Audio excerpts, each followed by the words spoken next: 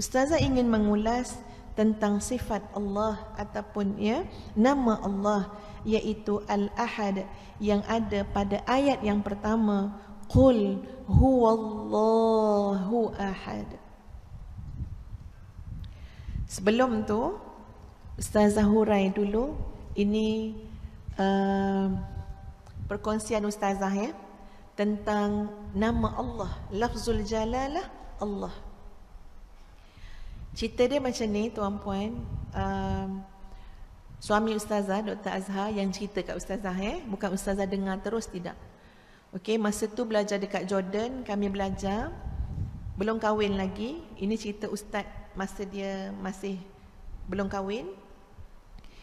Ustaz masa tu berkawan, bersahabat, berguru dengan anak Syekh Said Hawa, namanya Muaz kalau tak silap Ustazah, Jadi belajar dengan Muaz, selalu nak berguru dengan Muaz.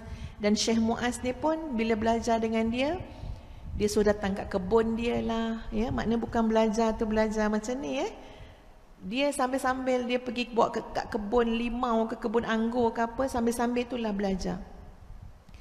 Jadi satu ketika tu tuan-puan sekalian, Ustaz cakap dengan Syekh ni, Ustaz kata, saya ni nak sangat belajar tasawuf.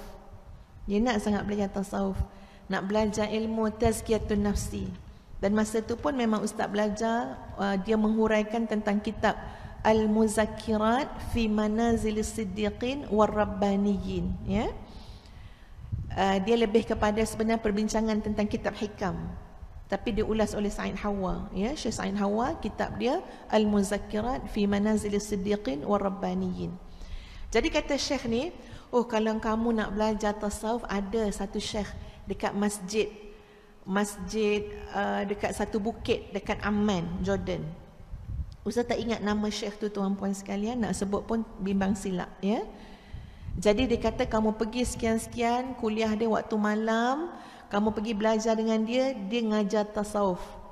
Dia ngajar ilmu-ilmu tazkiyatun nafsi, akhlak dan sebagainya. Jadi Ustaz pergi tu tuan-puan, habis kuliah Syekh tu, Ustaz pun ikut macam ikut nak balik rumah lah, rumah dia kat situ kan, ikut nak balik rumah. Konon nak jadi anak murid special lah, nak ikut lah, nak face to face kan.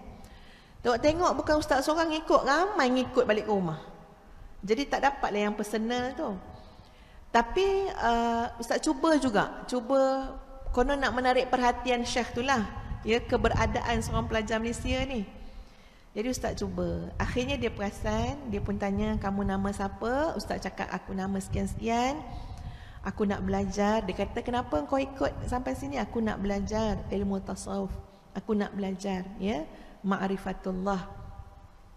Dia kata boleh, dia cakap, nanti datang lagi. So Ustaz datang lagi hari lain. Datang tu dia kata, baca surah Al-Fatihah, aku nak dengar kau baca surah Al-Fatihah. Ustaz pun baca surah Al-Fatihah. Lepas baca, khalas, wallahu a'lam bissawab, habis kelas. Jadi tak rasa macam tak masuk lagi kuliah tasawuf kan, hanya nak dengar baca surah Al-Fatihah. Benda tu berulang, kali ketiga, tak tahulah berapa kali tuan-puan, asyik suruh baca surah Al-Fatihah aja. Jadi Ustaz baliklah kepada Syekh Muaz ni, kata, macam mana ni aku ni belajar baca surah Al-Fatihah aja, tak ada belajar tasawuf. Kata Syekh ni, itulah cara belajar tasawuf.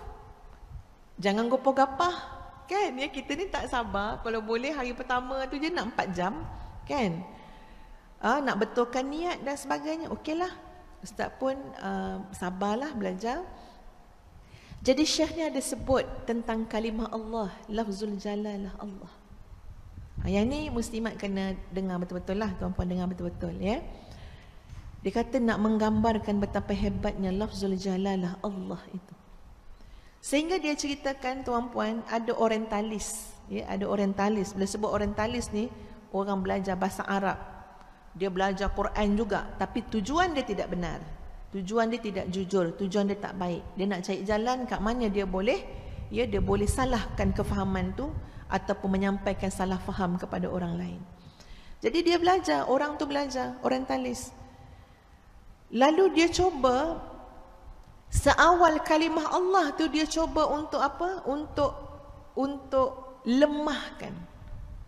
Seawal kalimah Allah, ya, dia cuba untuk lemahkan. Alif, lam, lam, ha.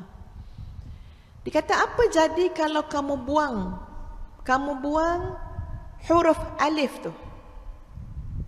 Nak hatta sampai macam tu orientalis nak melemahkan, buang alif tu. Ya, dia tak suka tengok ni alif lam lam ha, buang alif. Dia tanya kepada seorang alim, ya, orang orientalis ni, maka bila buang alif, tuan-puan sekalian, ada tak dalam Quran lam lam ha? Ada tak dalam Quran? Ada. Dibaca dengan perkataan yang bagaimana, lafaz yang bagaimana? Lillahi mulkus samawati wal ard. Ada, alifnya tak ada. Ada lam lam ha. Dibaca apa? Lillahi. Balik juga kepada Allah. Lillahi, bagi Allah. Ini orang talis, dia cuba nak melemahkan perkataan itu, lafaz itu, buang alif. Boleh baca juga lillahi. Tak puas hati lagi ni, buang alif, buang lam. Kalau buang alif, buang lam, jadi apa? Lahu ma fis samawati wa ma fil ard. Ada juga dalam Quran. Lahu. Ha tu kembali kepada siapa? Allah. Lahu. Dia geram juga. Buang lagi lam yang kedua. Jadi hu sahaja. Ada tak hu dalam Al-Quran? Ada. Ya? Hu Allah. Akan kembali kepada hu. Maknanya kembali juga kepada Allah. Sampailah orientalis tu tanya, okey, kalau ha tu pun buang, jadi apa? Jawab orang alim tadi, kalau ha tu pun buang, engkau pun tak ada untuk bertanya soalan ni. Ya? Jadi ini macam satu ini bukan hujah yang asas, ya tuan-puan, tapi nak bagi tahu macam mana orang alim, ya, berhujah secara menggunakan kekuatan mantik tadi dengan orang orientalis, ya, nak menggambarkan Masya Allah hebat yang teramat-amat pada lafzul jalalah, iaitu Allah. Ya, betapa nikmatnya kita boleh sebut Allah, betapa hebatnya kita boleh kenal Allah. Ya, ya Allah, kalau kita sakit tuan-puan, kalau kita susah, bahkan kalau dah berada di atas pelantar kematian, kalimah apa yang paling kita nak sebut? Yang kita nak sebut adalah kalimah Allah. Allah, Allah. Ya, jadi mungkin kita patut educate diri kita, ya, anak-anak kita, supaya tolong banyak sebut nama Allah dalam semua keadaan. Ini berlaku dalam kehidupan kita seharian, ya tuan-puan. Kadang-kadang kita sendiri, kadang-kadang anak kita perasan tidak mengagung-agungkan kalimah itu, tidak mengulang-ulang menyebut kalimah Allah. Kalau dia gembira, dia sebut perkataan lain, ya. Kalau dia terkejut, dia sebut perkataan lain. Betul tak? Kadang-kadang anak-anak kita bergurau dengan adik-adik dia, kan, ya.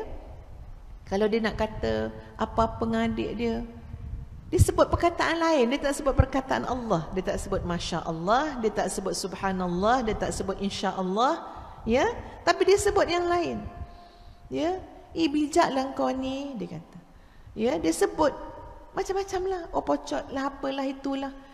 Jadi kita sebagai ibu perasan, Masya Allah, ni macam ada sesuatu yang tak baik ni dalam pendidikan kita ni. Kenapa? Anak-anak kita sama ada ketika terkejut, ketika gembira, ketika sedih, ketika bahagia dapat nikmat, mereka daripada segi lafaz, lisan, tidak menunjukkan ingatan langsung terus kepada Allah Azza wa Jalla. Itu kena dibaiki. Mungkin datang daripada kelemahan kita sebagai ibu bapa. Sebab anak kita nampak kita tak macam tu. Kalau kita seronok, kita gambarkan seronok kita dengan macam-macam bentuk gambaran, tapi tidak menyebut Alhamdulillah, tidak menyebut Masya Allah, tidak menyebut La hawla wa la quwata illa billah. Anak kita tengok, anak kita dengar. Hari ni anak-anak kita, sama ada kita suka atau tak suka, baik kita cakap apa dia, anak kita jadi cermin kepada kita. Kita mungkin boleh nafikan, ya tak adalah ustazah, saya bagus didik anak. Tapi tak apa, ya. Tak aib pun untuk kita ngaku, tak apalah kita ngaku dululah, ya. Dengan sebab kita ngaku tu, kita boleh memperbaiki diri. Kita tengok anak-anak kita adalah cerminan kita, tuan-puan. Dalam gembira mereka, kemana ingatan mereka? Dalam sedih dan duka mereka, kemana approach dan pendekatan mereka? Kalau tidak kembali kepada Allah, maknanya penghayatan inna lillah wa raji'un dalam keluarga kita adalah lemah. Muslimin muslimat sekalian. Ya, jadi dapat menyebut kalimah Allah itu adalah satu nikmat yang sangat besar. Ya, kadang-kadang sakit lutut ni, nak bangun daripada tempat duduk ni kerana ni macam-macam berlaku ni.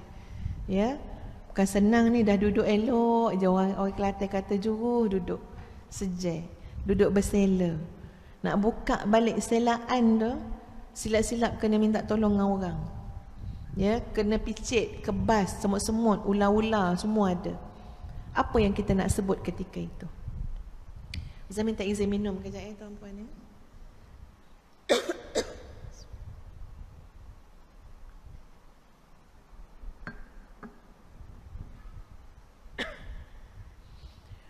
Ustazah memang ada sedikit masalah dengan suara, ya, alhamdulillah. Ustazah dah operation dah, sebulan lebih dah operation, sebab nak membaiki banyak benda dekat esophagus, dekat perut yang dia menyebabkan acid reflux yang teruk, dia panggil GERD ke apa benda. Jadi lepas operation, doktor kata sabar ustazah. Dia cakap, Ustazah kata macam sama je macam dulu. Doktor kata sabar. Ya, dia ambil masa sampai 3 hingga 6 bulan untuk betul-betul pulih. Kalau ikutkan doktor tu, nasihatnya senang je, jangan bercakap. Ya, tak tahulah ya. Tapi saya kata doktor boleh bagi nasihat yang lain, tapi nasihat jangan bercakap tu macam susahlah sikit ya. Tapi tak apalah, insya-Allah ya, mungkin semakin baik. Ustazah pun bawa lah segala macam lah perkakas ni kan. Air kena ada ya. Cakap setengah jam, nanti perlu tenaga sebab suara tu dah tak secara semula jadilah, dia kena nak keluarkan tu kena tenaga. So alhamdulillah ada air. Dan insya-Allah ustazah juga minta doa daripada sahabat-sahabat semua ya. Insya-Allah dengan doa tuan-puan memudahkan proses kesembuhan tu insya-Allah. Ya. Kurang lebih dalam dunia dakwah ni dah 23 tahun. Jadi ialah mungkin terjejas juga peti suara apa semua wallahu alam, tapi tak apa, masya-Allahu kana wa ma lam yasha lam yakun ya. Apa saja yang Allah kata jadi, jadilah. Kalau Allah kata tak jadi, tak jadi. Dan ini kehendak Allah, kita bertawakal dan bersandar kepada Allah. Baik. Kita nak tengok pada nama Allah Al-Ahad. Allah yang Maha Esa. Ada ayat-ayat lain dalam Al-Quran yang ustazah harap tuan-puan boleh catat ayat-ayat tersebut. Sebab kita nak pemahaman kita terhadap bila sebut Allah, Qul huwallahu ahad, biar sampai ke lubuk hati yang paling dalam. Bukan baca-baca saja muslimin muslimat. Baca yang sampai. Qul huwallahu ahad. Ustaz nak cerita dengan tuan-puan, ustazah buat tahfiz kan mengasaskan tahfiz dengan izin Allah dengan suami. Ustazah macam-macam penyakit datang ya. Penyakit risau, bimbang, takut. Muslimin muslimat takut tak jaga anak orang? Jaga anak orang lebih takut daripada jaga anak sendiri tuan-puan. Ustazah nampak anak-anak yang datang mendaftar sampai menyorok seorang-seorang belakang tiang, bermunajat dengan Allah, ya Allah, ini anak-anak yang kau hantar untuk aku jaga. Takut, amanah.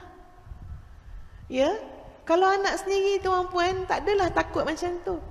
Tapi bila anak orang, ya Allah, bila kata tak ada air kat sekolah, anak Ustaz tak ada air, Ustaz biar je. Ya, pandai-pandailah cari air kan. Ada air sikit-sikit, tak adalah beria sangat. Anak orang tak ada air tuan-puan, kat sekolah tak ada air. Telefon sana, telefon sini, tanya okey tak, dapat tak anak-anak tu mandi. Ustazah sampai diserang penyakit namanya apa? Penyakit risau yang amat sangat. Risau, takut, bimbang. Sebab kita terlibat dengan amanah, tanggungjawab. Tapi subhanallah tuan-puan, ketika manusia puas mencari, wahai Allah, kau baikilah penyakit dalam diri aku ni risau sangat, bimbang sangat. Jadi bila risau, yang jadi tempat tumpah risau tu ustaz lah. Ya, asyik tanya itu tanya ini, kesian juga ke ustaz. Ya, anak-anak nak SPM, anak ustazah nak SPM, tak adalah ustazah takut sangat tuan-puan. Ya, biasa aja, tak ada takut sangat. Tapi anak orang lain nak SPM kat sekolah tu, ya Allah, bertanya dengan cikgu-cikgu macam mana anak-anak ni faham ke tak faham, apa lagi yang perlu dibuat, apa yang kita patut tolong, risau. Tapi alhamdulillah tuan-puan sekalian, ustazah jumpa dengan penawar dia. Dua penawar dia. Ini pengalaman ustazah sendiri ini pengalaman sendiri. Betul-betul merawat tuan-puan. Alhamdulillah, rasa lapang, rasa tenang. Pertama apa dia? Pertama ialah zikir yang Nabi berikan tadi, kalimah-kalimah tadi.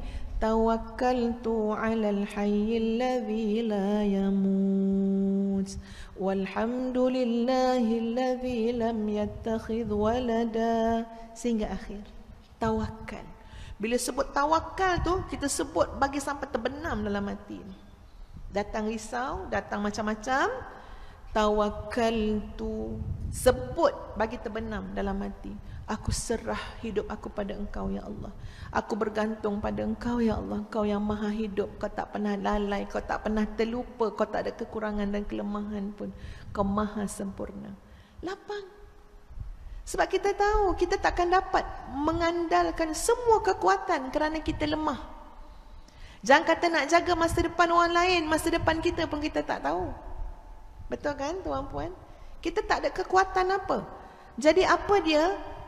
Penawar kepada penyakit risau, penyakit bimbang, susah hati, gelisah adalah tawakal. Tawakal pada Allah. Dan bila kita nak menyempurnakan tawakal, nak mengukuhkan tawakal, mesti mengenal Allah dengan lebih baik, lebih baik, lebih baik. Nak mengenal Allah dengan Asma'ullahil Husna, mengenal Allah dengan merujuk kepada Al-Quran, mengenal Allah dengan melihat apa yang dibincangkan, disampaikan oleh Nabi SAW, nanti makin kukuh tawakal kita kepada Allah. Itu satu. Yang kedua, surah Al-Ikhlas. Ustazah kalau pergi je tuan-puan ke tahfiz, nampak aja sampai je kat satu selekoh tu, ya. Sebab tahu dah bila pergi ni banyaklah benda yang kita akan dengar. Ya, banyaklah benda yang kita akan nampak. Maknanya kalau pergi tu mula-mula kosong je, tak ada masalah apa-apa, nanti kalau sampai ni banyaklah masalah kita akan jumpa. Ya, mata kita akan tengok kebersihan tahfiz tu. Telinga kita akan nak dengar apa laporan daripada warden terutamanya. Mata kita dan hati kita akan melihat anak-anak tahfiz dari segi adab dia, akhlak dia. Makna kata apa? Kalau pergi tu maknanya apa? Bertambahlah kerja kita, bertambahlah masalah kita. Ustazah, nak ubat tuan-puan supaya hati ni lapang, hati ni tenang, penawarnya surah Al-Ikhlas.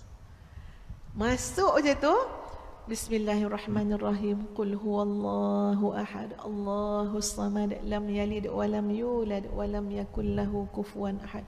Bacalah banyak-banyak.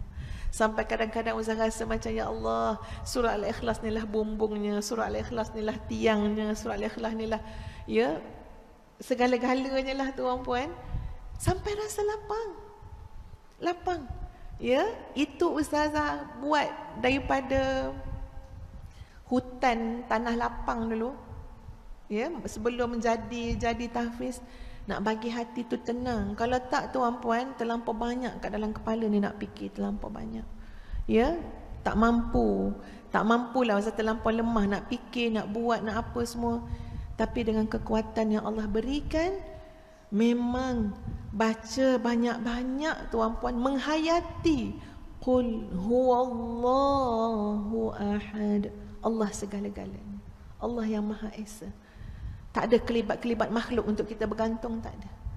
Ya, mana sangatlah makhluk ni tuan-puan, sama-sama lemah macam kita.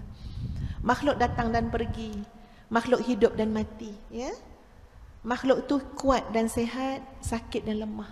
Itu silih berganti. Wa tilkal ayyam nudawiluha bainan nas. Ya, kehidupan manusia tu Allah putarkan. Tidak mungkin kita bergantung. Kalau Allah biarkan kita bergantung dengan manusia, dengan makhluk, dengan diri kita sendiri, kita akan lemah selama-lamanya. Tapi bila sebut qul huwallahu ahad, dialah Allah yang Maha Esa. Dan benda ni ditambah dengan kefahaman kita terhadap ma'rifatullah tadi. Bila kita sebut qul huwallahu ahad, kadang-kadang datang dalam lintasan kita bila sebut Allah, apa dia? Wa huwa ma'akum aina ma kuntum. Dia bersama kamu di mana saja kamu berada. Allah. Ya, bila sebut Allah itu, apa yang teringat kadang-kadang? Huwal awwalu wal akhiru wal zahiru wal batin wa huwa bikulli syai'in alim. Macam-macam datang balik. Dialah yang awal, dialah yang akhir, dialah yang zahir, dialah yang batin, dan dia atas setiap sesuatu Maha mengetahui. Tak payahlah engkau risau, tak payahlah engkau susah hati, tak payahlah engkau sedih sangat. Wa huwa bikulli syai'in alim.